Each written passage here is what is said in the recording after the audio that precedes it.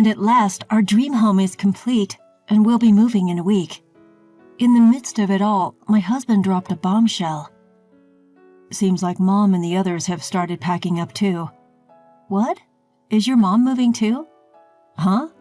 What are you talking about? Of course they are moving to the new house. Wait, by new house, do you mean your mom bought a house too? Are you out of it? The new house is the one we bought. Wait, what do you mean? My name is Maria, a 34-year-old corporate employee. I've always been dedicated to my work, prioritizing it over romance. This focus allowed me to be promoted at an early age, be entrusted with various tasks, and often land in positions with responsibility. I work for a pharmaceutical company, where my role is to visit healthcare professionals, such as doctors, to provide, collect, and convey information about the quality, effectiveness, and safety of our products. I am busy traveling to various hospitals daily and preparing presentations on new drugs for doctors, even when I return to the office. My workaholic tendencies are such that my parents have often suggested, if you can't find a good man, why not go on blind dates? To which I always retort, I don't have time for that. Going on blind dates willy-nilly? I don't want to be so indiscriminate. However, I've started to wonder if I should continue my life as a single woman. My friends are getting married one by one, and my close friend who used to say, let's enjoy our single life and travel a lot, is now a mother of 2. Although I still believe that marriage isn't everything in life, I'm starting to feel a sense of urgency about whether I should end my life without experiencing marriage. That's when I met Robert, who later became my husband. A friend, hearing about my concern, introduced me to him at a party she hosted. Robert, 5 years younger than me, was 29, apparently works as a web designer. Like me, he had prioritized his work and often ended up being dumped because he wasn't good at balancing work and love. I thought, he's just like me, and felt a strange kinship with him. We hit it off right away and began dating. He understood our work commitments, so we only met when our schedules allowed, which made the relationship very comfortable. He seemed very dedicated to his work and gave me a very serious impression, which made me think that I could marry him. His parents had also suggested to him that it's about time you should think about marriage, and had even brought up the subject of arranged marriages. This similarity in our circumstances made me feel that he was indeed the right person to marry. After about a year of dating, we got married. My parents were thrilled that I was getting married, and my mom even burst into tears. I believe she was genuinely happy because she cried so much, not just when we announced our marriage, but also during our wedding ceremony. This is how the married life of my husband and I started, but we immediately hit a wall. That was the presence of my in-laws. Since our house was about a 10-minute walk from my in-laws, we often got called over. It was always my mother-in-law who would call us, seemingly with the intention of badgering the daughter-in-law while meeting her son. My mother-in-law frequently made snide remarks toward me to the extent that my husband and father-in-law wouldn't notice, and she would often make me do household chores for no good reason. Maria, I have a backache. Could you do the cleaning for me? Okay. Great. Could you clean all the rooms and corridors on the first and second floor? Another person who troubled me was my sister-in-law. She had a sharp tongue to begin with and would openly insult me, regardless of whether my husband or father-in-law were around. Maria, you seem like such a plain and boring woman. My husband and father-in-law would scold her, but she just ignored them and did whatever she wanted. I want to eat something sweet, Maria. Go and buy it. Oh, perfect timing. Please also buy some ingredients for dinner while you're out.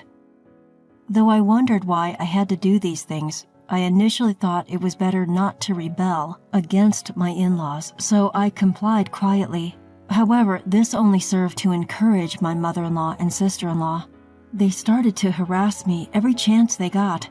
After that, I grew weary of visiting my in-laws and started telling my husband, I don't want to go.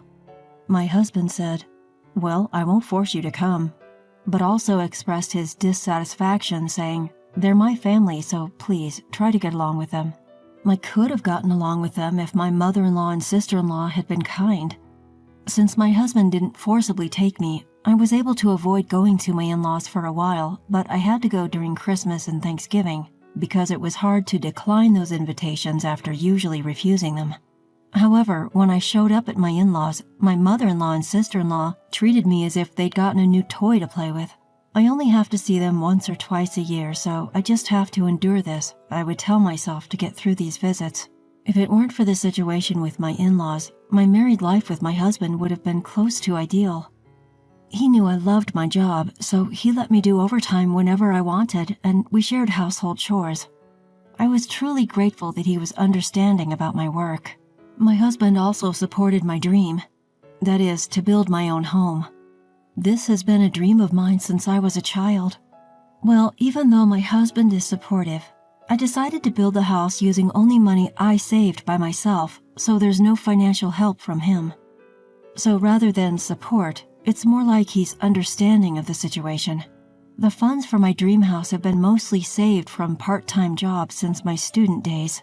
It's not something to openly brag about, but I have a pretty good salary at my company, so I was able to save a decent amount each month. This is one of the reasons why I was able to prepare enough funds at this age, I think.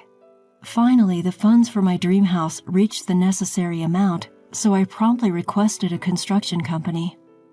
Floor plan and design and such, I had researched variously since long ago, so I was able to smoothly convey my wishes. So I was thinking of making this your workspace, Robert.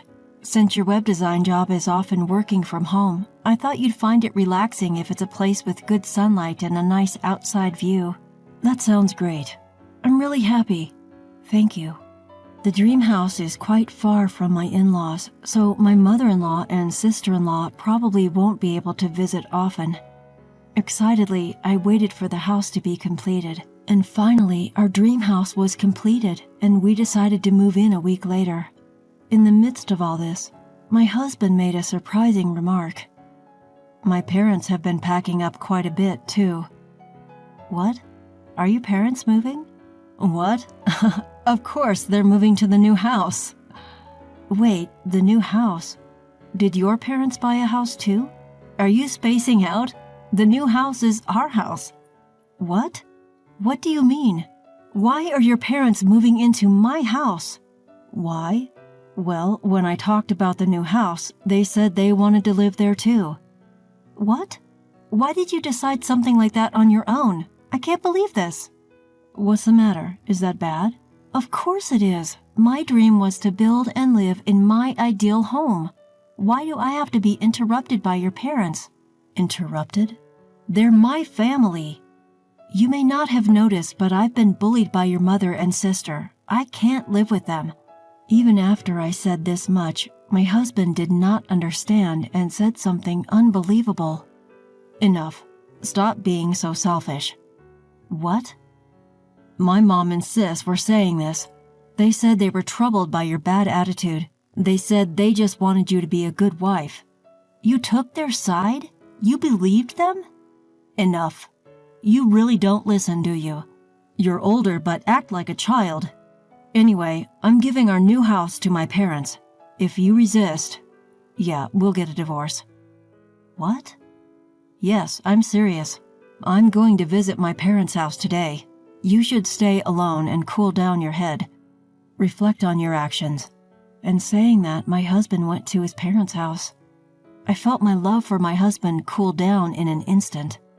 After all, he was a child born of that mother.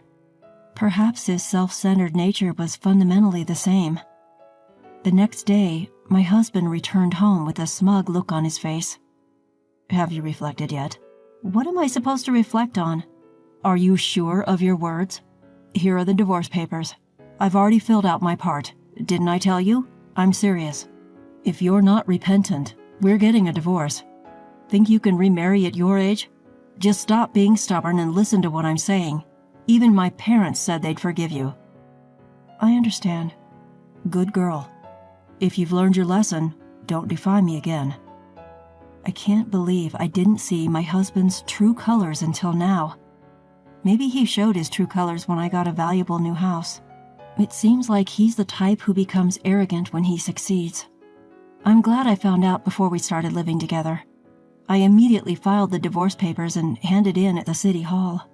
We're no longer husband and wife, and I no longer have to let his family into my house. Luckily, to make me reflect, he had been staying at his parents' house for a few days, so I was able to move all my belongings to the new house first. The new house was just as I had imagined. Every corner of it was exciting. I bought new furniture and appliances and replaced them with the ones I had chosen, so I was filled with happiness just being in this space. Then, my ex-husband came to visit the house. When I looked at the video from the intercom, it seemed he had brought his parents and sister with him. Oh, I forgot to tell him that I had filed the divorce papers. When I answered the intercom, my ex-husband said irritably, "Open up quickly." "Sorry, I can't do that." "Huh? What are you messing around for? Let us in." "Damn, what do you mean moving in all by yourself without telling us?" "Sorry, I forgot to tell you." "I'll forgive you, just let us in now." "That's why it's impossible." "You—" "What I forgot to tell you was that I had filed for divorce." "What? What do you mean?" "That means I've submitted the divorce papers you gave me. We're no longer husband and wife. That's why I can't let you all in this house."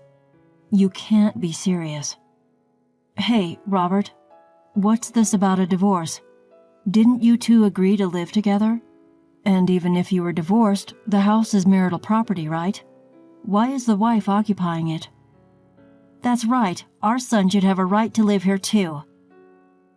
"Robert, didn't you explain it properly? This house is entirely in my name as I paid for it in full." Through the video intercom, it was clear that my former in-laws were at a loss for words. "Hey, Robert, you always said come to our house. What's going on?" Anyway, that's the situation. Can you please leave now?" "Don't joke around.